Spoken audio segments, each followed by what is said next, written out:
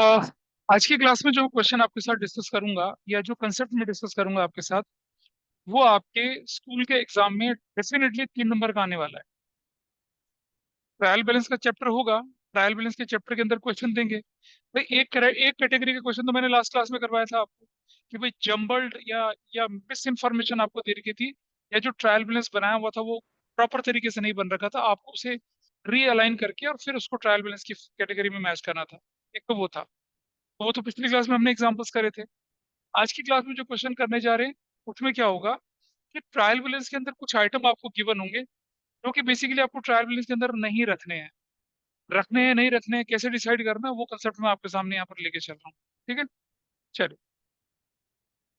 क्या कोई मुझे बताएगा कि what is the concept of cost of goods purchased?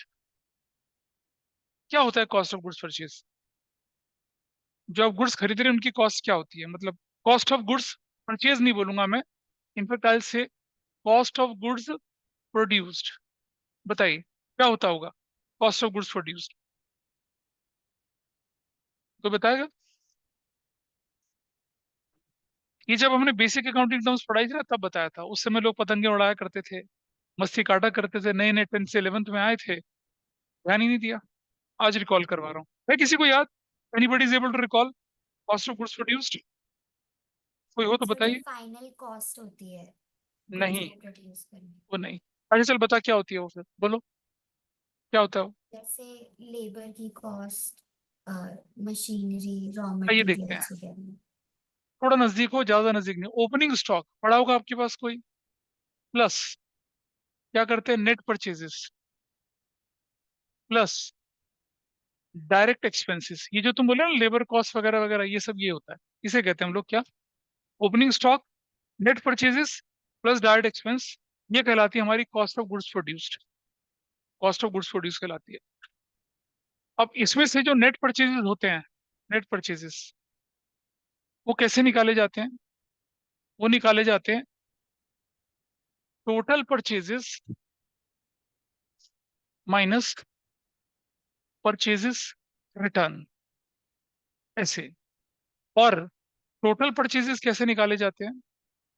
वो निकाले जाते हैं cash purchases plus credit purchases. यहाँ तक किसी का डाउट है? कोई बताइए। ये जो मैंने लाइनें लिखी इसमें कोई दिक्कत है किसी को? Anybody facing any problem? बिंदास होके बोलना अगर कोई दिक्कत है तो। तो अब मैं क्या कर रहा हूँ, I am just taking this example here. मेरे पास ओपनिंग स्टॉक था 5 लाख का। मेरे पास नेट परचेज सपोज 10 लाख की। मेरे पास डायरेक्ट एक्सपेंसेस है सपोज 6 लाख के। टोटल वैल्यू कितनी आ गई हमारे में बोलूँ तो, और 5 लाख, तो टोटल कितना आ गया मेरे पास? 20 लाख आ गया। Is that okay? 5 लाख का ओपनिंग स्टॉक था, 10 लाख की मैंने परचेज और करी थी, 5 लाख इनकी प्रोसेसिंग में पैसा लग गया मेरा। तो मेरी अब कॉस्ट ऑफ गुड्स प्रोड्यूस कितनी हो गई मेरी? 20 लाख है। अच्छा, 20 लाख रुपीज में मैंने कितनी बना ली? 1 लाख यूनिट्स प्रोड्यूस्ड। कितने रुपए में? 20 लाख रुपीज में। यहां तक बताइए, इस पर कोई दिक्कत किसी को? हाइपोथेटिकल एग्जांपल लेके चल रहा हूं मैं। एग्जांपल मान के चल रहा हूँ क्या, कि 1 लाख यूनिट प्रोड्यूस करी है आपने और उनकी कीमत कितनी आई? 20 लाख रुपीज आई। तो बताइए पर यूनिट कॉस्ट कितनी है? Per unit 20 production, rupees. Production cost क्या है? 20 लाख डिवाइडेड बाय 1 लाख, कितना है? 20 है। कितना है? रुपीज 20 पर यूनिट है। ऐसे इस पर भी कोई दिक्कत किसी को? बताइए। चलिए ठीक है जी। मैंने क्या किया, sold 80,000 units, sold 80,000 units for rupees 30 each unit. तो बताइए सेल्स प्राइस कितना आएगा? 80,000। देख रहे हैं सेल्स प्राइस कितना आएगा? 80,000 इंटू 30 करूंगा तो कितनी वैल्यू आ जाएगी बताइए मुझे। 1 2 3 4 5, 1 2 3 4 5 और 24 lakh. Is that fine with everybody? यहाँ तक कोई दिक्कत तो नहीं किसी को? भाई सेल्स प्राइस कितना आ गया आपके पास? 24 लाख रुपया। और आप सब जानते हैं कि प्रॉफिट किसके बराबर होता है? Sales minus cost. What was your sales? आपकी सेल्स कितनी थी बताइए? 24 लाख की। आपकी कॉस्ट कितनी थी? 20 लाख की। और आपका प्रॉफिट कितना हो गया? 4 लाख। Is that okay? क्या एवरीबडी ओके विद दिस? बताइए, क्या सब लोग इससे कन्विंस हैं? अरे भाई हाँ, थम अप करके बताइए yes you are agree with this. Yes sir. Yes sir. That's good. अरे वो अंगूठा ऐसा करके दिखाइए ना, ऐसा करके पता चलेगा मुझे कितने लोग हैं, जल्दी से। नाइस, बढ़िया बढ़िया बढ़िया बढ़िया, वेरी गुड। दो। सिर्फ विवान तेजस एग्री करते हैं, अभी शबीर ध्रुव वगैरह ये नहीं एग्री करते इस बात से। Good, very good, nice. बस चलिए देखें जरा, मुझे जगजीत नहीं एग्री कर रहा है इस बात से, आहाना नहीं एग्री कर रही है इस बात से, अबीर ने कर लिया एग्री, ठीक है, अंशिका नहीं कर रही एग्री, गौरिका तो है नहीं क्लास में अभी, और Sir, I'm present. Okay fine, ठीक है जी। Guess everybody, all of you are absolutely wrong. ये अबीर ने ऐसा क्यों किया नीचे? बताइए क्या रीजन है? तो मैंने थम्स अप करा है। अबे तुमने थम्स डाउन करा है नीचे। तो मैंने थम्स अप ही करा है। चलो, तो तुम भी गलत हो इसका सर मतलब। सेल्स माइनस इनकम नहीं होता? सेल्स में, अरे सेल्स से तो इनकम होती है आपकी, रेवेन्यू होता है बड़ा आइटम, सेल छोटा आइटम। क्या गलती है यहाँ पर? कोई बताएगा मुझे? What is the mistake? Sir कोई पर बताए क्या गलती? यूनिट कॉस्ट जो है वो 20 है, और हमने उसे 30 रुपए में बेचा है, तो पर यूनिट प्रॉफिट 10 रुपीज होना चाहिए, उस हिसाब से 8 लाख आना चाहिए प्रॉफिट। ये तो 4 लाख दिख रहा है। हाँ। हाँ गलत है ना कुछ तो। दिखाएं क्या गलती हुई है, चलो बताते हैं क्या गलती हुई है। ध्यान से देखिएगा जरा, और अगर आपने ये गलती पकड़ ली तो जो मैं कंसेप्ट बताने जा रहा हूँ वो आपकी ग्रिप में आ जाएगा। ध्यान से देखना बेटा, हमने यूनिट कितनी बेची थी? 80,000, ठीक है। और हमने कॉस्ट कितनी यूनिट की लगाई? ये कितनी कितनी थाउजेंड यूनिट की कीमत की प्राइस थी? 80,000 यूनिट्स की। और ये कितनी यूनिट की कॉस्ट थी? 1 लाख की। तो कोई कंपैरिजन बनता है बताइए? ये कंपैरिजन फेयर कंपैरिजन था क्या? बताइए, ये कंपैरिजन फेयर है क्या? How can you know no sir. Compare sir. 80,000 unit को 1 लाख यूनिट के साथ कैसे कंपेयर कर सकते हो? तो दो तरीके बनते हैं। क्या करें, ये जो 1 लाख यूनिट की कॉस्ट है ना, उसको प्रोपोर्शनेटली 80,000 यूनिट की कॉस्ट में कन्वर्ट करें। करें भाई, कैसे कर सकते हैं जरा देखिए। मेथड वन देखिए, पहला तरीका देखिए। पहले तरीके में मैं क्या करता हूँ, यहाँ लिखता हूँ कॉस्ट ऑफ, नहीं समझ लीजिए पहले, कॉस्ट ऑफ 1 लाख यूनिट्स बराबर कितनी है? 20 लाख। Everybody is okay? तो कॉस्ट ऑफ 1 यूनिट कितनी हो जाएगी बताइए? 20 लाख डिवाइडेड बाई 1 लाख, कितना हो जाएगा? 20 रुपया। और कॉस्ट ऑफ 80,000 यूनिट्स कितनी हो जाएगी? 80,000 इंटू 20 कितना हो जाएगा? 16 lakh. Everybody is okay with this? है ना? अब ठीक है, बोलो भाई, 1 लाख यूनिट की कॉस्ट अगर 2 लाख 20 लाख रुपया थी, तो 1 यूनिट की कॉस्ट 20 हो जाएगी, और 80,000 यूनिट जो है उनकी कॉस्ट कितनी हो जाएगी हमारी? अब मैं क्या करूंगा, अब मैं अगर प्रॉफिट निकालता हूं तो कैसे निकालूंगा? Sales price of 80,000 units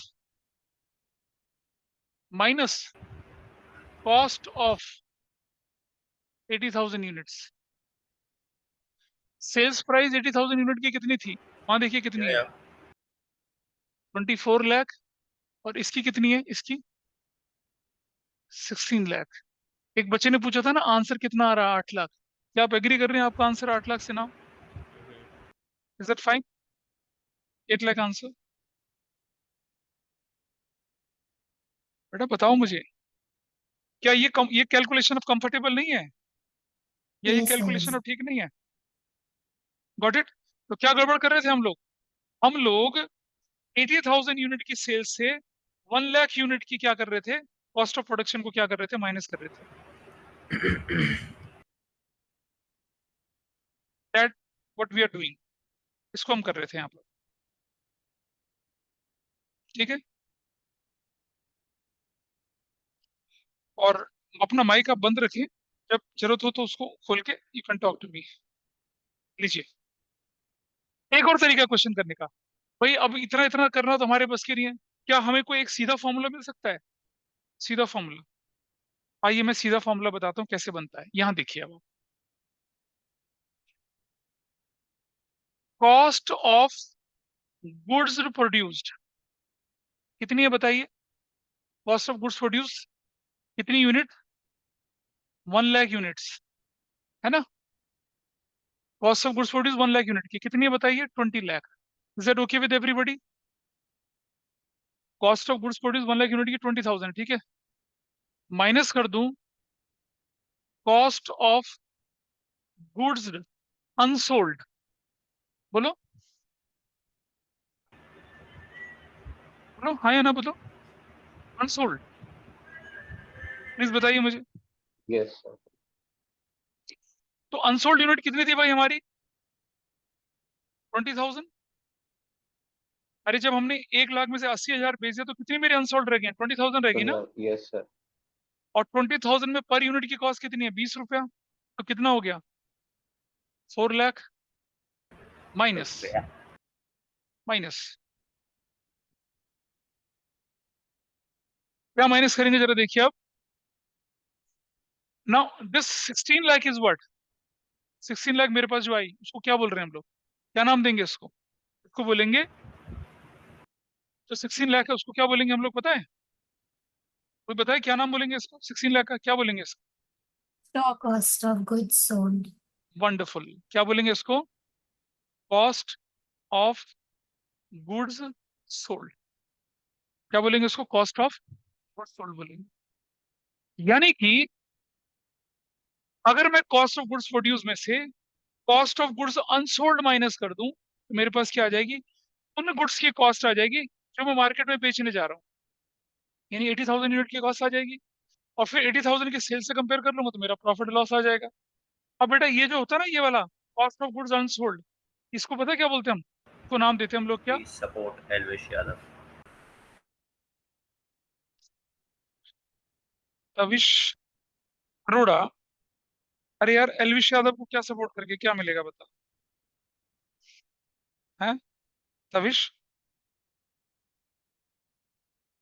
sir तुम्हारी आवाज एल्विश नहीं पहचान। यादव हाँ, क्या मतलब सर? मतलब क्या? अभी जो तूने बोला वो रिकॉर्डिंग में चला गया, मजा आ गया सुन के। सर कोई मेरा बच्चा तो माइक बदमाशी, म्यूटेड है। कोई बच्चा बदमाशी कर रहा है, सर इसने तो वो बोला ना ही करे। नहीं। किसने बोला? फिर सर बताओ, अभी बीच बीच में आवाज आ रही थी। मस्करी करने से कुछ नहीं फायदा होना, टाइम खराब होता है सर अपना भी मैं और सर हमारा भी। सर मैं कहाँ से आ गया सर इसमें?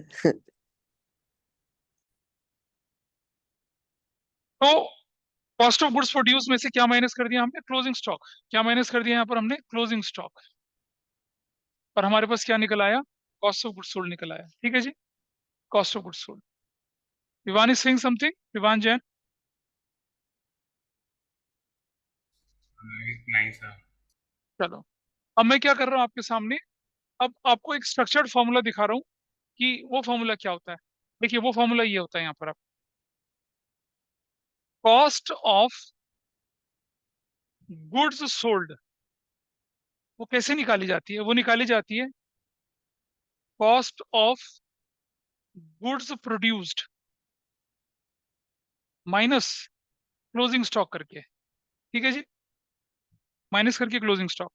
दोबारा लिखूं मैं यहाँ पर क्या? कॉस्ट ऑफ गुड्स सोल्ड बराबर होती है, ये कॉस्ट ऑफ गुड्स प्रोड्यूस कैसे निकाली जाती है देखो जरा यहाँ पर। Opening stock plus net purchases plus direct expenses, ये इसमें से माइनस कर दूं क्या मैं? क्लोजिंग स्टॉक तो मेरे पास आ जाएगा क्या, कॉस्ट ऑफ गुड्स सोल्ड। यानी कि कॉस्ट ऑफ गुड्स सोल्ड का फॉर्मूला क्या बनेगा आपका, कॉस्ट ऑफ गुड्स सोल्ड का फॉर्मूला ये बना, ये है आपका कॉस्ट ऑफ गुड्स सोल्ड का फॉर्मूला। इसी को हम क्या करेंगे, ट्रायल बैलेंस में इस्तेमाल करने वाले। इसी के लिए मैंने इतनी लंबी चौड़ी कहानी सुनाई है आपको। कॉस्ट ऑफ गुड्स सोल्ड जो होती है कैसे कैलकुलेट करते हैं हम लोग, अगर आपके क्वेश्चन में cost of goods sold given है, ठीक है, तो जब हम ट्रायल बैलेंस बनाएंगे, समझ लीजिएगा, ना तो ओपनिंग स्टॉक दिखेगा, ना परचेजेस दिखेगा, और ना ही डायरेक्ट एक्सपेंस दिखेगा। Got the point. क्योंकि ओपनिंग स्टॉक, परचेजेस को जोड़ के और डायरेक्ट एक्सपेंसेस को जोड़कर और उसमें से क्लोजिंग स्टॉक माइनस करके हम क्या कैलकुलेट कर रहे हैं, cost of goods sold. There is a possibility in your exam कि एग्जामिनर आपको लूज आइटम दे दे, परचेज दे दे, ओपनिंग स्टॉक दे दे, वेजेस दे दे, मशीनरी दे दे, लैंड दे दे, बहुत कुछ दे दे, और एक आइटम छोटा सा कॉस्ट ऑफ गुड्स सोल्ड भी दे दे। तो अगर कॉस्ट ऑफ गुड्स सोल्ड भी दे दे तो आपको ट्रायल बैलेंस बनाते समय क्या ध्यान देना है, आपको फिर ट्रायल बैलेंस के अंदर ओपनिंग स्टॉक, नेट परचेज और ये डायरेक्ट एक्सपेंसेस जो होते हैं इनको इंक्लूड ही नहीं करना है, आपको इंक्लूड करना है कॉस्ट ऑफ गुड्स। अभी मैं एग्जांपल बना के दिखाऊंगा, आपके सामने पता चलेगा। एक बार फिर से समझा दोगे जो अभी समझाया आपने? हाँ, अभी समझाया नहीं, अभी तो मैं सिर्फ भूमिका बना रहा हूँ, उसकी बेस क्रिएट कर रहा हूँ, अभी समझाया कुछ भी नहीं है मैंने। अभी यहाँ तक जो समझाया था वो समझ में आया या नहीं आया, ट्रायल बैलेंस में से कैसे इस्तेमाल कर रहा हूँ वो बताऊंगा मैं अभी। बताइए, यहाँ तक जो समझाया था वो समझ में आया या नहीं आया, ये बताइए मुझे। और अगर ये आ चुका है तो मैं इसको फिर क्या करूंगा, I will use this in preparing trial balance. बोलिए, इसमें किसी को कोई डाउट हो तो बताइए मुझे। राइट हैंड साइड पे जो छोटे बोर्ड में लिखा हुआ है, जो छोटे बोर्ड में लिखा हुआ कॉस्ट ऑफ गुड्स सोल्ड का फॉर्मूला, उसको करने में कोई दिक्कत हो तो बोलिए। सर एक बार वही समझा दो। कौन बोल रहे हो तुम? सर शौर्य। तुम कहाँ थे अब तक? सर यही था सर, वो समझ नहीं आया।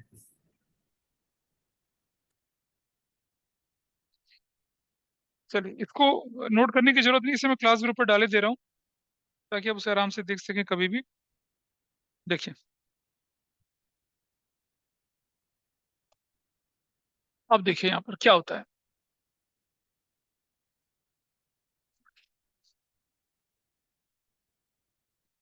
दो कंसेप्ट सीखने वाले हैं, तो कॉस्ट ऑफ गुड्स सोल्ड का और एक एडजस्टेड परचेज का। दोबारा देखेंगे। मैंने बोला कि प्रॉफिट जो निकलता है उसका फॉर्मूला होता है सेल्स माइनस कॉस्ट। ठीक है, ये तो सबको मालूम है, सेल्स में से कॉस्ट माइनस। भाई देखो, ये पेन जो है मान लो मैंने 50 रुपीज में खरीदा और इसको बनाने की कीमत आई मान लो 30 रुपीज। जिस मैन्युफैक्चरर ने इसे बनाया होगा उसने 30 रुपीज में बनाया, उसने मुझे 50 रुपीज में बेच दिया। उसको प्रॉफिट हुआ लॉस हुआ, शौर्य मुझे बताएगा। ये 50 रुपीज का पेन, इसमें 50 रुपीज मैक्सिमम प्राइस लिखा हुआ है, इसकी मैन्युफैक्चरिंग कॉस्ट जो थी वो 30 रुपीज थी। तो दुकान जो मैन्युफैक्चरर है उसको फायदा हो रहा है, नुकसान हो रहा है इसे बेचने में, बता भाई जल्दी से। Shaurya, it was your doubt, you have to respond. Sir फायदा हुआ। कैसे निकाला फायदा? 50 रुपया थी सेल्स प्राइस, कॉस्ट प्राइस थी कितना, 30 रुपीज, फायदा कितना हो गया, 20 रुपए। यही तो है। Yes sir. अच्छा, ठीक है जी। और जब हम कॉस्ट की बात करते हैं, कॉस्ट की, तो वहां पर लगाते हैं formula cost of goods sold, ये फॉर्मूला लगाते हैं, कॉस्ट ऑफ गुड्स सोल्ड। अब कॉस्ट ऑफ गुड्स सोल्ड जो होता है वो किसके बराबर होता है, ध्यान से देखिएगा, वो होता है इसके बराबर, opening stock plus net purchases plus direct expenses. ये क्या चीज है, ये है कॉस्ट ऑफ गुड्स प्रोड्यूस्ड है। तो बताया था थोड़ी देर पहले मैंने आपको, कॉस्ट ऑफ गुड्स प्रोड्यूस कहते हैं, ये होती है कॉस्ट ऑफ गुड्स प्रोड्यूस। और उसमें से मैं माइनस कर देता हूँ अगर क्या यहाँ पर क्लोजिंग स्टॉक, मेरे पास क्या निकल आती है, मेरे पास निकल कर आ जाती है क्या, कॉस्ट ऑफ गुड्स सोल्ड। जब भी आपको क्वेश्चन सॉल्व करने होते हैं प्रॉफिट निकालने के लिए, आप सेल्स लेंगे, cost of goods sold calculate करेंगे, और सेल्स में से cost of goods sold calculate करके अपना प्रॉफिट लॉस निकाल लेंगे। इतना आपको करना होता है। तो मेरा जो एम्फेसिस था वो ये आपको समझाना था कि ये कॉस्ट ऑफ गुड्स सोल्ड का फॉर्मूला ऐसे कैसे बना। ओपनिंग स्टॉक में परचेज नेट परचेज जोड़ी, डायरेक्ट एक्सपेंस जोड़ी, और क्लोजिंग स्टॉक माइनस कर दिया, तो जो बोलेंगे उसको कहते हैं कॉस्ट ऑफ गुड्स सोल्ड। को सेल्स से कंपेयर करिए, you will get your answer. Cost of goods sold का फॉर्मूला वो मुझे समझाना था आपको। तो the formula is clear to you? Yes, sir. अच्छा, अब आप देखिए एक और चीज। अब मैं आपको क्या दिखा रहा हूँ, प्रिपेयर, ध्यान से देखना, trial balance from the following information. ये मैंने पास आपके पास क्वेश्चन दे रखा है, आपको बोला हुआ है लैंड 2 लाख का, प्लांट 3 लाख का, मशीनरी 4 लाख की, ठीक है। और हमने बोला यहाँ पर क्या, सैलरी 50,000 की, हमने बोला वेजेस 20,000 के, हमने बोला रेंट 10,000 का, हमने बोला लोन, लोन क्रेडिट वाला 6 लाख का, हमने बोला क्रेडिटर्स 2 लाख रुपए के, ठीक है। आ, इसको 3 लाख कर देते हैं। और हमने बोला यहाँ पर क्या, बिल्स पेबल 1 लाख रुपए का, हमने बोला कमीशन क्रेडिट वाला, याद है ना, क्रेडिट का मतलब कमीशन रिसीव वाला होता है, 5 7 8 20,000 का। और हमने पता है क्या बोला आगे आपके पास, हमने बोला ओपनिंग स्टॉक 1 लाख रुपए का, हमने बोला परचेज 2 लाख रुपए की, हमने बोला, परचेज हो गया 2 लाख रुपए का, और हमने बोला cost of goods sold, cost of goods sold हमने बोल दी 4 लाख, ऐसे बोल दिया हम लोगों ने, ठीक है। आपको बोला ट्रायल बैलेंस बनाई, हमने कहा चलो ठीक है भाई ट्रायल बैलेंस बनाते हैं, हमने ट्रायल बैलेंस बनाया, ठीक है, ऐसे करके। 2 कंसेप्ट सिखाऊंगा यहाँ पर आपको भी, देख क्रेडिट रुपीज में, यहाँ पर ऐसे कर पर्टिकुलर्स। चलो मुझे हेल्प करो जरा, कौन सा कंसेप्ट कहाँ, कौन से वाला कहाँ जाएगा डेबिट में क्रेडिट में, बताइए जरा जल्दी से बताइए कहाँ जाएगा। लैंड लिखेंगे सबसे पहले डेबिट साइड में, कितने का, 2 लाख का, डन। प्लांट लिखूंगा कितने का बताइए, 3 लाख का, डन। मशीनरी लिखूंगा, मशीनरी कितने की, 4 लाख की, डन। ये हो गया, ये हो गया, ये हो गया। सैलरी लिखूंगा, सैलरी कितने की, 50,000 की, ठीक है। वेजेस लिखूंगा कितने के, ध्यान से देखना सब लोग, 20,000 के। फिर लिखूंगा मैं रेंट, डेबिट वाला रेंट है, रेंट कुछ नहीं लिखा तो डेबिट वाला ही मानते हैं, 10,000 का। लोन क्रेडिट, क्या मतलब होगा लोन क्रेडिट का मतलब, लायबिलिटी वाला कितने का, 3 लाख का, ठीक है। और फिर हमने बोला क्रेडिटर्स, क्रेडिटर्स कितने के, 2 लाख के, गुड। फिर हमने बोला बिल्स पेबल कितने का, 1 लाख का। फिर हमने बोला क्या, कमीशन क्रेडिट वाला कितने का, 20,000 का। फिर हमने बोला ओपनिंग स्टॉक, ओपनिंग स्टॉक तो एसेट्स की कैटेगरी का आइटम है, 1 लाख का, ठीक है। हमने बोला परचेजेस कितने का, 2 लाख का। और हमने बोला कॉस्ट ऑफ गुड्स सोल्ड, ये तुम्हारे लिए एक्सपेंस हो गया ना, कॉस्ट ऑफ गुड्स सोल्ड कितने का, 4 लाख का। अब हम टोटल करते हैं, बताइए क्या टोटल आ रहा है, देखो जरा डेबिट क्रेडिट बराबर हो रहा है क्या, देखना जरा, इज इट मैचिंग। पहले डेबिट क्रेडिट कौन सी साइड ज्यादा दिख रही है बताइए, डेबिट से। Sir. कितना कितना देखिए, 3 तो 5 9 10 12 16 तो यही हो गया, 5 तो 7 16,80,000 हो गया, तो agreed, 1680 is fine with you, 1618 हो गया। और आप जानते हैं कि डेबिट क्रेडिट तो बराबर होना ही चाहिए ना, होना चाहिए नहीं होना चाहिए बताइए बराबर, तो ये भी कितना होना चाहिए, 1618। लेकिन इसका टोटल देखिए कितना, 3 और 2 5 और 1 6, 620 है। कितने का डिफरेंस आ गया, कितने का डिफरेंस है, 60,000. 10,60,000। 10,60,000 का। अगर कुछ नहीं पता तो क्या लिखूंगा बताइए मैं यहाँ पर, इस पूरे वाले में क्या मिसिंग लग रहा है आपको, क्या मिसिंग लग रहा है अभी, कैपिटल मिसिंग लग रहा है, कैपिटल। क्या लग रहा है मिसिंग, कैपिटल। अगर कैपिटल मिसिंग है तो हम लिखेंगे यहाँ पर capital and will write balancing figure. क्या बोलेंगे इसको? बैलेंसिंग फिगर बोलेंगे इसको, ऐसा। ठीक है जी, बैलेंसिंग फिगर बोलते हैं। लेकिन ये आंसर एब्सोल्युटली रॉन्ग है। बताइए गलती क्या है यहाँ पर? अपेरेंटली तो ठीक लग रहा है, कोई बताएगा क्या गलती है इसमें? बताइए, what is the mistake? Sir rent account receive हुआ है कि पे करा है? अरे भाई, रेंट डेबिट वाला मान लिया मैंने, चल।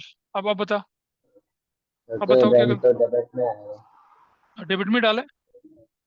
रुक जा, नहीं, वो रेंट, क्रेडिट। रुक जा, रेंट को मैं ना क्रेडिट वाला मान लेता हूँ। अब ठीक है, फिर रेंट की फिगर कैसे आ गई हमारी? नहीं यार, रेंट डेबिट का ही था, रेंट डेबिट था, डेबिट माना हम लोगों ने, और डेबिट ही है वो, रेंट वाला इधर ही है, देखो ये रहा। ठीक है, रेंट में कोई गलती नहीं है, रेंट इज फाइन। और बताइए क्या गलती है? Rent is absolutely correct.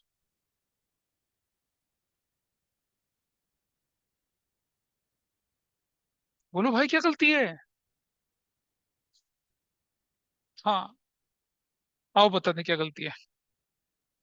अगर कॉस्ट ऑफ गुड सोल्ड इसके अंदर आ गया, अगर इसके अंदर क्या आ गया, कॉस्ट ऑफ गुड सोल्ड आ गया, तो ओपनिंग स्टॉक यहाँ नहीं दिखेगा और परचेजेस यहाँ नहीं दिखेगा। क्यों? क्यों बताओ क्यों? कोई बताएगा क्यों? बताएगा कोई क्यों? फॉर्मूला देख लो।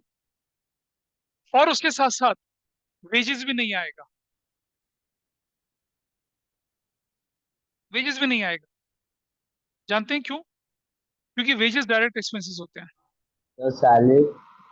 सैलरी इनडायरेक्ट एक्सपेंस था, सैलरी नहीं। वेजेस डायरेक्ट होते हैं, सैलरी इनडायरेक्ट होता है। डायरेक्ट इनडायरेक्ट का ट्रीटमेंट बाद में बताऊंगा, बट यहाँ रेफरेंस आगे इसलिए बोल रहा हूँ मैं, क्योंकि क्वेश्चन में cost of good sold given है।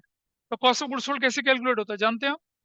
ओपनिंग स्टॉक, ये जो हमने कैलकुलेट करा, कैसे कैलकुलेट करा होगा? हमने ओपनिंग स्टॉक लिखा होगा, उसमें परचेजेस जोड़ी होगी, उसमें डायरेक्ट एक्सपेंसेस जोड़े होंगे, और क्लोजिंग स्टॉक माइनस करो। क्लोजिंग स्टॉक हमारे पास है नहीं, क्लोजिंग स्टॉक माइनस करा होगा, अब जाके ये क्या फिगर आई होगी हमारी? कहाँ चला गया कॉस्ट ऑफ गुड सोल्ड यार?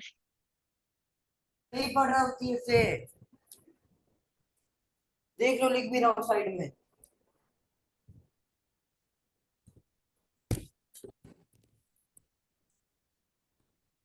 कॉस्ट ऑफ गुड सोल्ड की फिगर कितनी लिखी थी हमने? 4 लाख। परचेजेस कितने का था? 1 लाख। कमीशन क्रेडिट कितने का था? 20,000। हाँ सॉरी, ये थोड़ी सी फिगर हमने, इनका मिसमैच हो चुका है।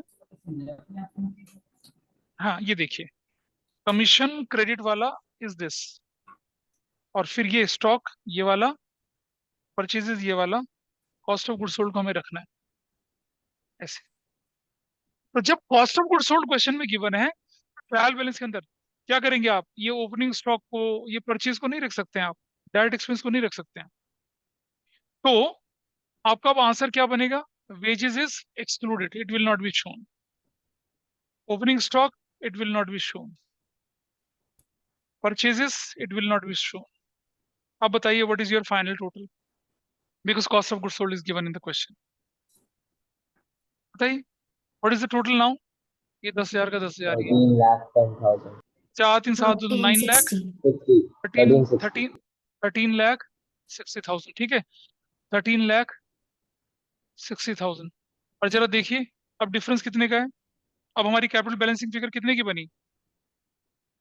0,0,0 740 7,40,000। 7 रिकॉर्ड 2 10 13, हाँ 740 की। कितना बड़ा डिफरेंस है? यही मुझे बताना था आपको कि अगर कॉस्ट ऑफ गुड सोल्ड गलती, वैसे cost of good sold trial balance के अंदर नहीं देता, पर कोई एग्जामिनर अगर दे दे, तो ऐसी कंडीशन में आपको क्या करना है? कौन कौन से element? Opening stock, purchases, direct expenses, इसको ट्रायल बैलेंस के अंदर नहीं दिखा सकते हैं। एक बच्चा बोला था ना कि बता दो सर क्या जोड़ना क्या घटाना है। Is that clear now?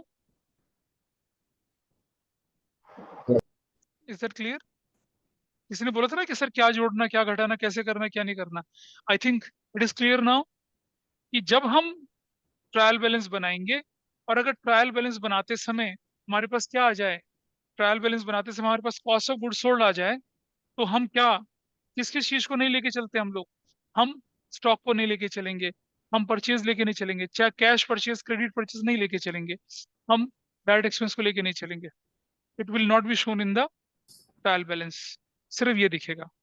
हाँ, अगर कॉस्ट ऑफ गुड्स सोल्ड ना होता तब क्या होता? ओपनिंग स्टॉक भी आता, परचेज भी आता, डायरेक्ट एक्सपेंसेस भी आते। Got this concept? ये ध्यान रहेगा भाई सबको? बोलिए। Yes sir. अरे इतनी धीमी आवाज है, नहीं समझ में आया? I explain again Yes. भाई, ऐसी कोई परेशानी नहीं है, बताइए। This is fine with everybody? Yes, मैं sir. और क्वेश्चन, अभी मैं यस क्वेश्चन और सर। करा, अभी और क्वेश्चन कराऊंगा, देखिए जरा। तो चलिए मैं इसे हटा रहा हूँ यहाँ से, अब आगे देखिए, एक और चीज समझिए। एक और कंसेप्ट होता है, उसका नाम होता है एडजस्टेड परचेजेस। वो समझिए क्या होता है। देखो बेटा, यहाँ ध्यान से देखना जरा। ये मेरा क्लोजिंग स्टॉक है, ये मेरा क्लोजिंग स्टॉक है, ठीक है। इसको मुझे माइनस करना है, सपोज मैं कैलकुलेशन कर रहा हूँ। तो क्या मैं क्लोजिंग स्टॉक को डायरेक्ट एक्सपेंस के अगेंस्ट माइनस कर सकता हूँ? बताइए मुझे, can I adjust my closing stock against direct expenses? Closing stock को क्या वेजेस के साथ माइनस कर सकता हूँ मैं क्या? Does it make any sense?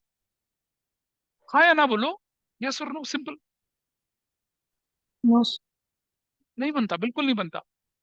क्या क्लोजिंग स्टॉक को मैं ओपनिंग स्टॉक के अगेंस्ट एडजस्ट कर सकता हूँ? Will it make sense? Yes sir. Yes, sir. कैसे? कैसे बता, कैसे? ओपनिंग स्टॉक पिछले साल का स्टॉक, क्लोजिंग स्टॉक वो स्टॉक जो इस साल आपने क्या किया था, एक्वायर किया था लेकिन बिका नहीं। तो सर आई पर वो कांट गुड्स कंपेयर। की टर्म, मतलब लेकिन हाँ वो तो, गुड्स की हाँ गुड्स के टर्म्स में है ना, तो इसका adjustment will make more sense here rather than with opening stock. तुमने 50 लाख की चीजें खरीद ली, 10 लाख की पुरानी थी, 60 लाख हो गया। 5 लाख के एक्सपेंसेस करे, 65 लाख हो गया। 65 लाख में से 12 लाख का सामान नहीं बिका। तो हायर प्रोबेबिलिटी क्या होती है, ये जो है ये परचेजेस थी, इसमें से हम क्या कर सकते हैं, एडजस्टमेंट कर सकते हैं। That will make more sense.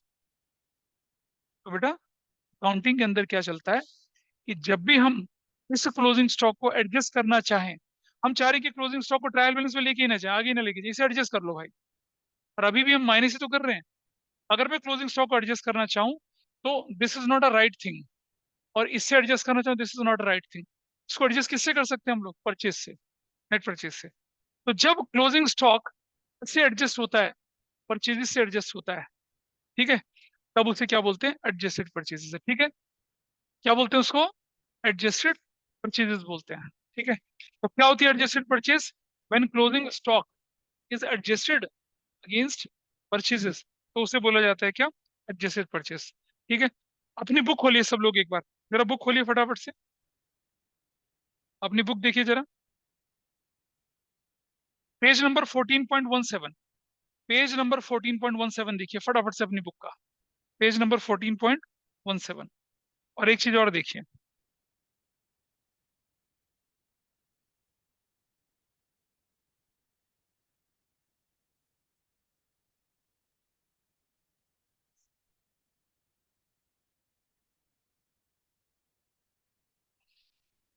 Page number 14.17 देखिए फटाफट से अपनी बुक का, और मैं दिखाता हूँ क्या लिखा, रुक जाइए आप। दिख रहा है आपकी स्क्रीन पर लिखा हुआ कुछ? Yes sir. दिख रहा है लिखा हुआ सामने? Direct closing stock will not be taken in the trial balance because it is a part of goods purchased but not yet sold. As the opening stock and purchases are given in the trial balance, closing stock will not be shown in the trial balance. It is shown in the trial balance only if adjusted purchase is given. और वो adjusted purchase क्या होती है? देखिए जरा ध्यान से, ध्यान से देखिए। इस पॉइंट को मैं दोबारा से लेके चल रहा हूँ अभी आपके सामने, पहले यहाँ देखिए। तो मैंने क्या बोला आपसे? क्लोजिंग स्टॉक को डायरेक्ट एक्सपेंस के अगेंस्ट एडजस्ट करना बेकार हो जाता है। लेकिन अगर मैं बोलूं और अलग से ओपनिंग स्टॉक के साथ एडजस्ट करना भी बेकार हो जाता है। मेरा ओपनिंग स्टॉक था 10 लाख का, और मैंने परचेज कर ली कितने की? 50 लाख की। तो भाई मेरे पास स्टॉक कितना होना चाहिए? अब 60 लाख होना चाहिए। Everybody is okay with this? हाँ या ना बोलो, एग्री करते हो इस बात से? मेरे पास ओपनिंग स्टॉक 10 लाख का था, मैंने और परचेज कर ली कितने की? 50 लाख की। अब मेरे पास सामान कितने का होना चाहिए? 60 लाख का। एग्रीड? Yes, sir. बोलो। यस और सर। अब मेरे पास क्लोजिंग स्टॉक कितने का बचा है? मेरे पास क्लोजिंग स्टॉक सिर्फ 5 लाख का बचा हुआ है। तो अगर मैं क्लोजिंग स्टॉक 5 लाख यहाँ से माइनस करता हूँ तो 55 लाख। तो मैंने goods sold during the year निकल आएगी। मेरे पास ओपनिंग स्टॉक था 10 लाख का, 50 लाख का मैंने और खरीदा, और अब मेरे पास 5 लाख बच रहा है। इसका मतलब मैंने साल भर में कितने का सामान बेच दिया? 55 लाख का बेच दिया ना, बेचा। ये बात तो एग्री कर Yes, पा रहे हैं sir. आप लोग? ठीक है, तो बेटा समझिएगा, जब हम क्लोजिंग स्टॉक को एडजस्ट करते हैं किसके अगेंस्ट? इन दोनों के अगेंस्ट, तब उसको नाम देते हैं क्या? Adjusted purchase. मतलब एडजस्टेड परचेज कैसे निकलेगा? Opening stock plus net purchases, उसमें से माइनस कर दूं क्या मैं? Closing stock. उसको बोलते हैं हम लोग क्या? Adjusted purchases. ठीक है। और अब जरा समझिए, अब अगर आपको ट्रायल बैलेंस बनाना है और आपके ट्रायल बैलेंस में ओपनिंग स्टॉक भी लिखा है, ठीक है, ओपनिंग स्टॉक भी लिखा है, नेट परचेजेस भी दे रखा है, और एडजस्टेड परचेजेस भी दे रखा है, तो किस आइटम को रखोगे आप ट्रायल बैलेंस के अंदर? Opening stock, net purchases out हो जाएंगे। इसे रखेंगे आप उसको अपने अंदर, नेट परचेजेस को। दिखा रहा हूं मैं कैसे। अपनी बुक खोलिए दोबारा से और एक इलस्ट्रेशन देखिए। मैंने कहा था ना पिछली क्लास में एक इलस्ट्रेशन मैं आपको बाद में बताऊंगा। इलस्ट्रेशन नंबर 6 देखिए अपनी बुक का फटाफट से। Illustration number 6।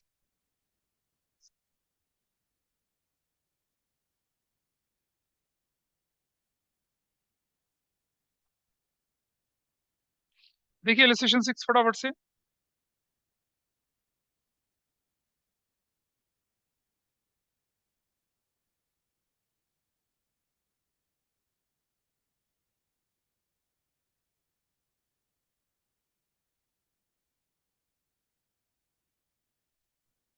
इलस्ट्रेशन 6 देखिए फटाफट से, और इन्फॉर्मेशन पढ़िए उसके अंदर क्या दे रखा है। वो कंसेप्ट हम सीख रहे हैं आज यहाँ पर।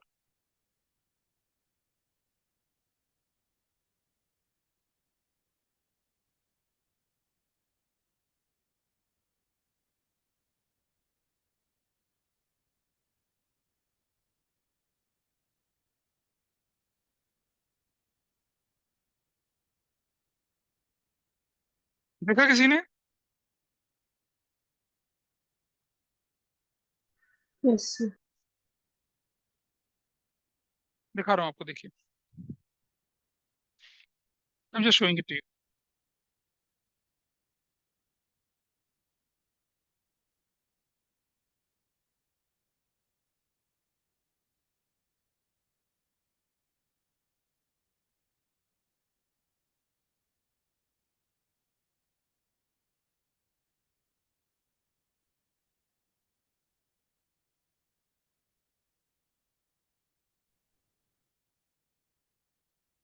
ये है क्वेश्चन आपके पास यहाँ पर, आपकी स्क्रीन पर। और जो कंसेप्ट सीखा उसका इस्तेमाल कैसे करना है। भाई क्वेश्चन दिख रहा है सबको? बताइए Yes, sir. क्या लिखा हुआ है, देखिए। From the following information drop a trial balance in the books of Gurman 31 March. Capital given है आपको 1,40,000 की, डाल सकते हैं आराम से, डाल सकते हैं। मैं आपके सामने डाल के दिखा रहा हूँ, देखो यहाँ पर हमने बनाया यहाँ पर ट्रायल बैलेंस, डेबिट रुपीज और क्रेडिट रुपीज, ठीक है, ऐसे करके पर्टिकुलर्स लिख दिया। चलिए एक एक करके इन्फॉर्मेशन उठाते हैं। सबसे पहले इन्फॉर्मेशन है कैपिटल। बताइए किस तरफ जाएगी कैपिटल? बोलिए कैपिटल किस तरफ, बताते चलिए Credit. मुझे। Credit. अमाउंट, बेटा क्रेडिट नॉट डेबिट। अमाउंट बोलिए कितना? वन अमाउंट लाख कितना? 40,000। अब देखिए आपके सामने 1,40,000 हमने डाल दिया यहाँ पर। चलो अगला आइटम बोलो क्या है, नेक्स्ट आइटम बोलिए। Purchases. परचेजेस। चलो परचेजेस मैंने लिख दिया यहाँ पर, कितने का बताइए? 36,000. डेबिट में। This is done. अगला आइटम बताइए क्या? Discount allowed. डेबिट में या क्रेडिट में, कितने का? 1,200 रुपए का। तो अगला डेबिट आइटम, में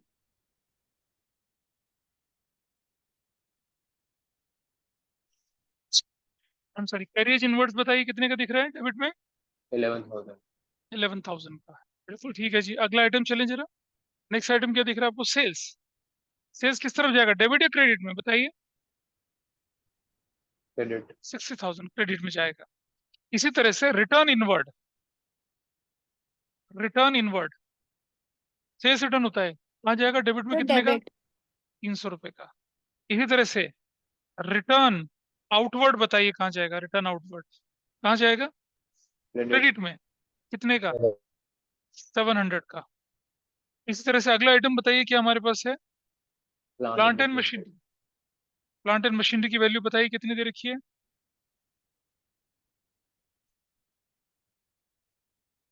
1,15,300। अगला आइटम बताइए क्या दे रखा है आपके पास? स्टॉक, यानी कि ओपनिंग स्टॉक। कितने का ओपनिंग स्टॉक है बताइए? 16,700। 16,700 का। अगला आइटम बताइए क्या लिखा है? Sundry debtors. कितना डेबिट में जाएगा, कितना जाएगा बताइए डेबिट में? 20,200। अगला आइटम बताइए क्या दिख रहा है हमारे पास? Sundry creditors. कहाँ जाएंगे? क्रेडिट साइड में। कितने का लिखा जाएगा बताइए?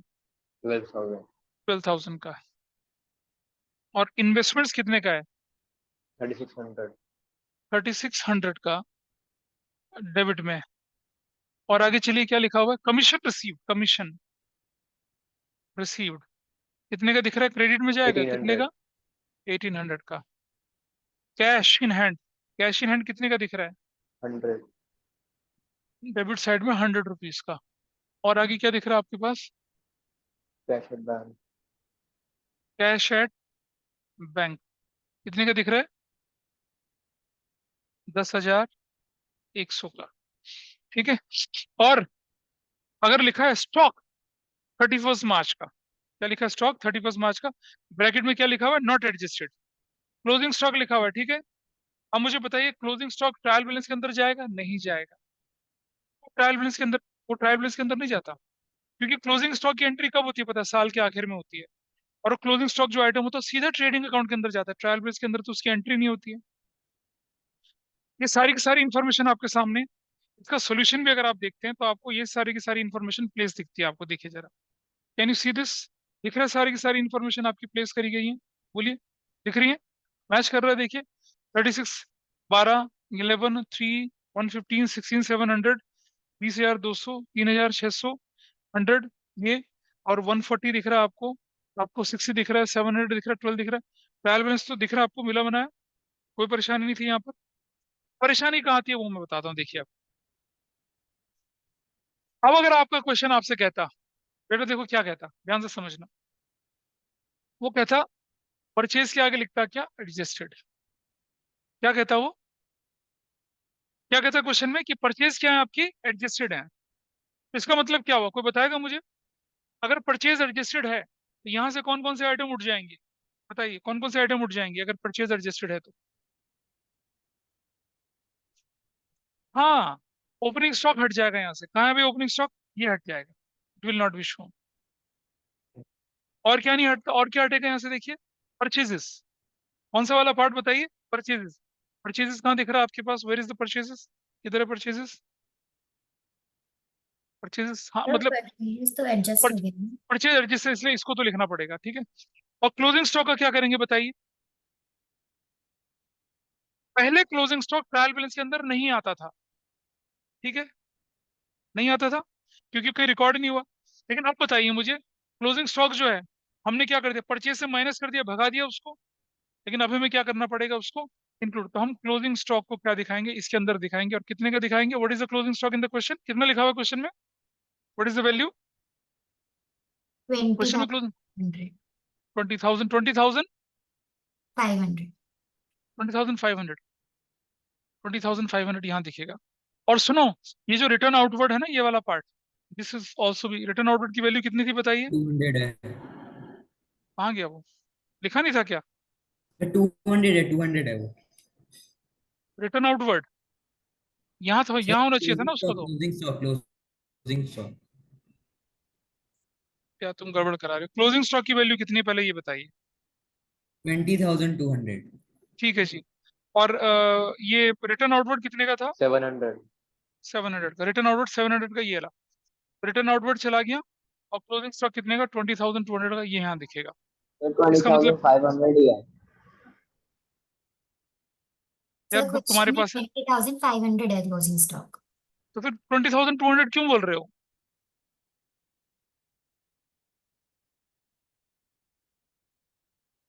क्या सीखा आपने? सर मेरी बुक में तो अगर 200 लिखा हुआ है। तुम्हारी नई है पुरानी किताब है? सर पुरानी। पुरानी नहीं, नई वाली के हिसाब से चल रहे हैं हम लोग। इसका मतलब क्या हुआ कि अगर आपके पास परचेज एडजस्टेड आ गया, तो दो चीजें आपको देखनी ध्यान से। एक तो ओपनिंग स्टॉक आपको ट्रायल बैलेंस के अंदर नहीं दिखाना। क्यों नहीं दिखाना? क्योंकि एडजस्ट परचेज करते समय इसे इस्तेमाल कर लिया, ओपनिंग स्टॉक तो इसी के अंदर जुड़ गया ना, ठीक है। और क्लोजिंग स्टॉक यहाँ से हट चुका था, closing stock is not a part of that, उसको हम यहाँ अंदर करके दिखा देंगे। और जो रिटर्न थी, क्योंकि हमें नेट परचेज बोल रहे हैं ना, नेट परचेज का मतलब क्या, परचेज में से रिटर्न माइनस करने के बाद की वैल्यू है वो भी। ये जो ये जो परचेजेस फिगर है, इसमें से रिटर्न आउटवर्ड ऑलरेडी एडजस्ट हो चुका है। तो जब भी क्वेश्चन में एडजस्टेड परचेज आएगा, एक, ओपनिंग स्टॉक ट्रायल बैलेंस के अंदर नहीं दिखेगा, दो, परचेज रिटर्न आउटवर्ड वो ट्रायल बैलेंस के अंदर नहीं दिखाएंगी, तीसरी चीज जो होगी, ये जो क्लोजिंग स्टॉक आपके पास गिवन है क्वेश्चन में, ये कहाँ दिखेगा आपका, ट्रायल बैलेंस के अंदर आ जाता है। तो जब हम फाइनल राउंड का चैप्टर करेंगे आगे चल के लास्ट में, वहां पर ये चीज बहुत प्रोमिनेंटली दिखती है, और ये कंसेप्ट यहाँ पर डेवलप हो रहा है। यानी कि आपके टीचर क्या करेंगे, आपको एग्जाम में क्वेश्चन दे देंगे ट्रायल बैलेंस का, और परचेजेस के आगे स्मार्टली ब्रैकेट में क्या लिख देंगे, एडजस्टेड। तो जैसी परचेज के ब्रैकेट में आपको एडजस्टेड दिखा, तो आपकी घंटी जल जानी चाहिए। तो आपको क्या करना पड़ेगा, उसको देखते ही पहला पॉइंट क्या करेंगे आप, ओपनिंग स्टॉक को ट्रायल बैलेंस में रखेंगे ही नहीं। दूसरा, परचेजेस रिटर्न को ट्रायल बैलेंस में रखेंगे ही नहीं। तीसरा, क्लोजिंग स्टॉक जो था, जो ट्रायल बैलेंस के अंदर नहीं आता था, उसको ट्रायल बैलेंस के अंदर डाल देंगे। तीन चीजें करनी है आप लोगों को, ठीक है। ऐसे क्वेश्चन एग्जाम में देते हैं। और अगर आपके पास क्वेश्चन में क्या हो जाए, अगर क्वेश्चन बोलता cost of goods sold trial balance के अंदर दे दे, तब हमें किस चीज का ध्यान रखना है भाई, ओपनिंग स्टॉक हटा देना है, ओपनिंग स्टॉक वो भी नहीं रखना है, परचेजेस भी नहीं रखनी है, डायरेक्ट एक्सपेंसेस भी नहीं रखने हैं, और जो क्लोजिंग स्टॉक है, क्लोजिंग स्टॉक वो कहाँ आ जाएगा, ट्रायल बैलेंस के अंदर आ जाएगा। अगर क्वेश्चन में ट्रायल बैलेंस के बनाते समय आपको कॉस्ट ऑफ गुड्स सोल्ड दे दे, तो क्या करना है आपको, ओपनिंग स्टॉक ट्रायल बैलेंस के अंदर नहीं जाना, परचेजेस पूरी, चाहे वो एडजस्टेड चाहे कुछ है, वो ट्रायल बैलेंस के अंदर नहीं जाएगी, डायरेक्ट एक्सपेंसेस ट्रायल बैलेंस के अंदर नहीं जाएंगे, लेकिन क्लोजिंग स्टॉक ट्रायल बैलेंस के अंदर दिखेगा। तो दो चीजें मैंने बताई हैं, अगर ट्रायल बैलेंस के अंदर कॉस्ट ऑफ गुड्स सोल्ड दे दे तो क्या करना है, और अगर एडजस्टेड परचेज दे दे तो क्या करना है। अब जरा रुकिए, मैं आपको क्वेश्चन करके दिखाऊंगा। इससे पहले जो आपकी बुक में इंफॉर्मेशन लिखी थी, उसे पढ़ लेते हैं। देखिए भाई, अभी इंफॉर्मेशन क्या करेंगे, कह रहा है closing stock will not be taken in the trial balance because it is the part of the goods purchase but not yet sold, as the opening stock and purchases are given in the trial balance, closing stock will not be shown in the trial balance. ये बात समझ में आ रही है? और ये क्या कह रहा है, it is shown in the trial balance only if adjusted purchases is given, which is opening stock plus net purchase minus closing stock. तो closing stock ट्रायल बैलेंस के अंदर कब दिखेगा, जब आपके क्वेश्चन में क्या दे रखा होगा, परचेजेस के ब्रैकेट में क्या लिखा होगा, एडजस्टेड परचेज लिखा होगा। Is that okay now to all of you? बताइए, दिस पॉइंट इज ओके और नॉट? तो जो एक लाइन लिखी थी ना इलस्ट्रेशन नंबर 7 में, इलस्ट्रेशन नंबर 6 के ऊपर, इलस्ट्रेशन 6 में जो लिखी थी, ठीक है, इसको समझाने के लिए मुझे इतना लंबा थोड़ा तामझाम करना पड़ा। बोलिए, आइए मैं दिखाता हूँ आपको एक क्वेश्चन सर इस तरह हम का। ट्रायल बैलेंस में से परचेजेस रिटर्न को क्यों हटा देंगे? बिस्मिल्लाह। वो परचेस, मैं बता रहा हूँ, रुक जा अभी, एक मिनट रुक जा, पहले एक क्वेश्चन नंबर 11 करें जरा पहले, मैं इसका जवाब दूंगा आपको, जस्ट वेट। क्वेश्चन नंबर 11 अपनी बुक का ले लीजिए, 14.27, क्वेश्चन नंबर 11, 14.27, क्वेश्चन नंबर 11 लेना है आपको। I am just giving you,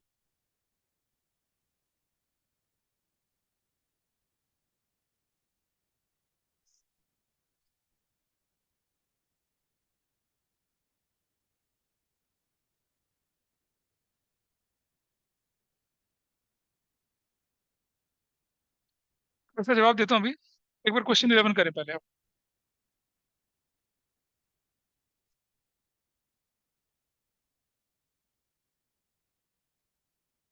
question 11 आपकी बुक का।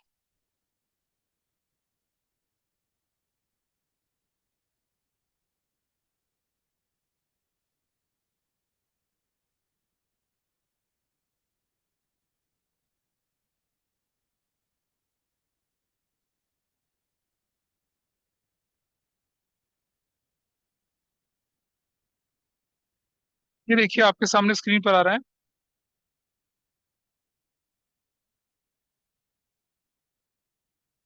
Can you see this question? 11 number दिख रहा है आपको? Yes, sir. अब बताइए आपके पास क्या दिख रहा है क्वेश्चन में?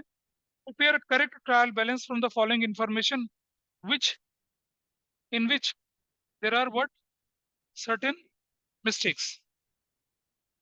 देखो जरा, देख लो क्वेश्चन, समझने वाली बात है। एडजस्टेड परचेज गिवन है 150 का, ठीक है जी। एडजस्टेड परचेज 150 का, everybody is okay with this? Adjusted purchase तो ट्रायल बैलेंस के अंदर आ सकता है, नहीं आ सकता बताइए? अरे हाँ ना तो बोलो कोई। आ सकता है। अच्छा, और अगर एडजस्टेड परचेज है तो क्या क्लोजिंग स्टॉक ट्रायल बैलेंस के अंदर आ सकता है, नहीं आ सकता? अभी थोड़ी देर पहले क्या सीखा था? आ सकता है। आ सकता है। आ सकता है ना। अगर सिर्फ परचेजेस होता तो क्या क्लोजिंग स्टॉक ट्रायल बैलेंस के अंदर आ सकता था? No. नहीं। नहीं आ सकता। तो आपके टीचर ऐसा ऐसा कारीगरी करेंगे आपके साथ, सिर्फ परचेज लिख के क्लोजिंग स्टॉक लिख देंगे और बोलेंगे करेक्ट करो। अगर सिर्फ परचेजेस है क्लोजिंग स्टॉक, बेटा देख लो क्वेश्चन में ध्यान से, अगर एडजस्टेड परचेज है क्लोजिंग स्टॉक का आना बनता है। अगर एडजस्टेड परचेज है तो क्लोजिंग स्टॉक दिखेगा, लेकिन अगर सिर्फ परचेजेस है तो क्लोजिंग स्टॉक ट्रायल बैलेंस के अंदर दिख ही नहीं सकता, परसेंस बनता ही नहीं है। डेटर क्रेडिट साइड में से कहाँ दिखना चाहिए? डेबिट साइड में। एडजस्टेड परचेज डेबिट साइड में ठीक लिखी हुई है। क्लोजिंग स्टॉक को कहाँ दिखना चाहिए? डेबिट साइड में दिखना चाहिए। डेटर को कहाँ दिखना चाहिए? डेबिट साइड में दिखना चाहिए। क्रेडिटर 30,000 अपनी जगह पे ठीक है। फिक्स एसेट्स डेबिट साइड में अपनी जगह ठीक है। ये ओपनिंग स्टॉक क्या यहाँ दिखना चाहिए? बताइए मुझे अब। जब ऊपर एडजस्टेड परचेज गिवन है, can we show opening stock here? No sir. नहीं दिखना चाहिए। ठीक है जी, चलो आगे चलते हैं।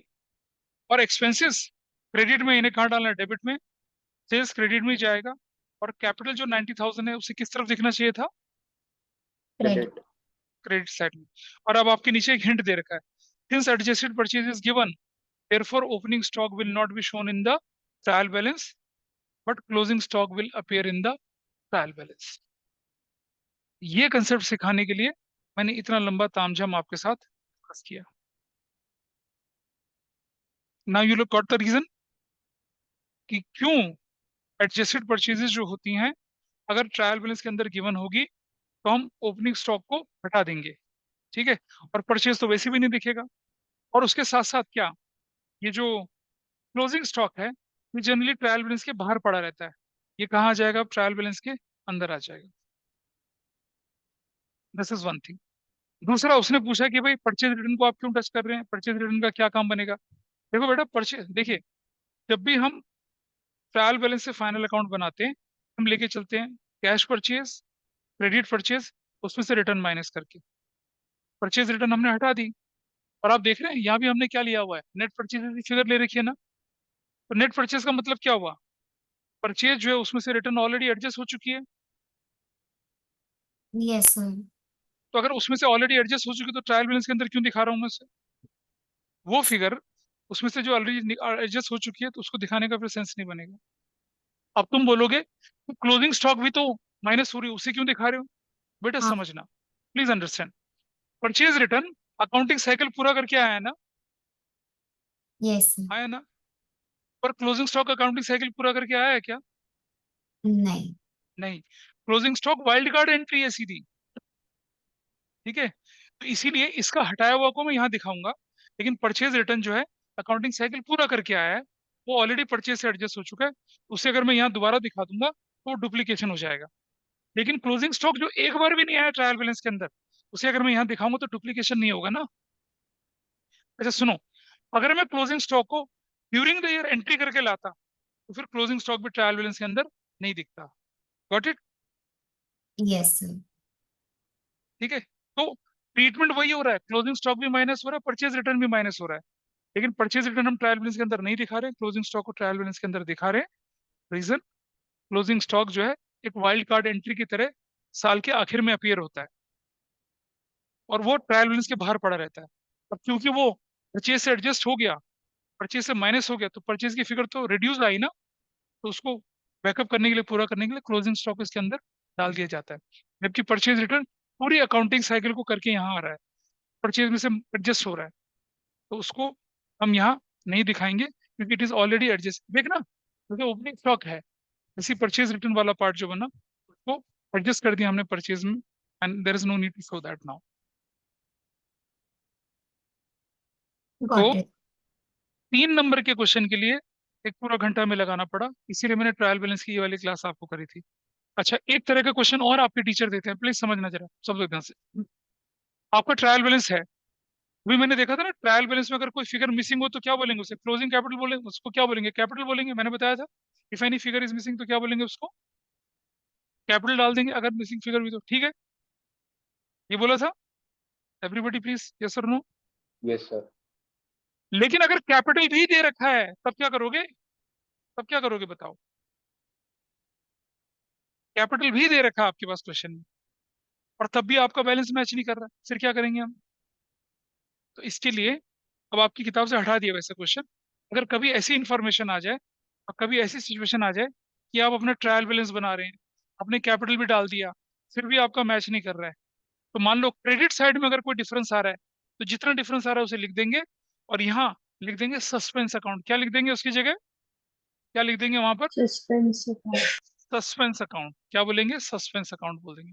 ऐसे ही क्रेडिट ज्यादा और डेबिट कम आ रहा है और कोई फिगर मैच नहीं कर पा रही है, उसको क्या बोल देंगे? सस्पेंस अकाउंट बोल देंगे। सस्पेंस अकाउंट बोल के हम उसको पूरा कर लेंगे। अकाउंटिंग में प्रोविजन होता है, कोई अगर आइटम मैच नहीं करता तो उसे सस्पेंस अकाउंट बोल के डाल देते हैं और बाद में फिर जब हमारी एरर निकल आती है उसको ठीक कर देते हैं। छोटा सा एग्जाम्पल बताता हूँ। 2007 में मैंने कैम्ब्रिज स्कूल नोएडा को ज्वाइन किया, ठीक है, कॉमर्स टीचर। और उन्होंने मुझे बोला कि भाई आपका जो अकाउंट है वो यूनियन बैंक में होना चाहिए। मैंने कहा हाँ, मेरा अकाउंट तो यूनियन बैंक में है।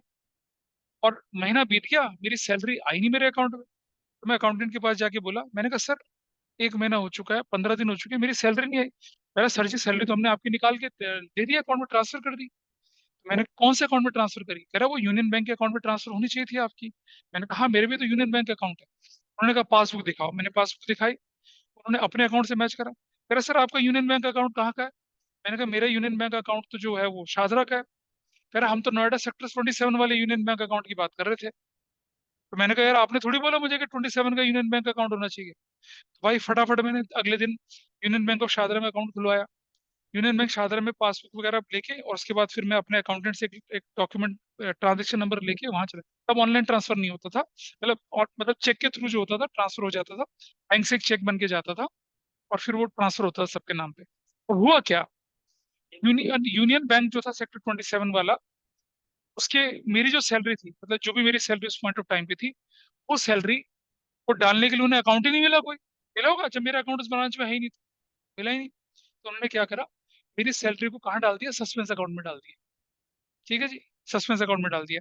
फिर मैं गया उनके पास और मैंने अपनी पासबुक दिखाई और मैंने कहा ये मेरी सैलरी है। तो कह रहा सर कोई बात नहीं, रुक जाइए। उन्होंने बाकी सारी चीजें चेक करी, फिर क्लर्क ने बोला पियोन को, जरा सस्पेंस अकाउंट वाली फाइल लेके आओ।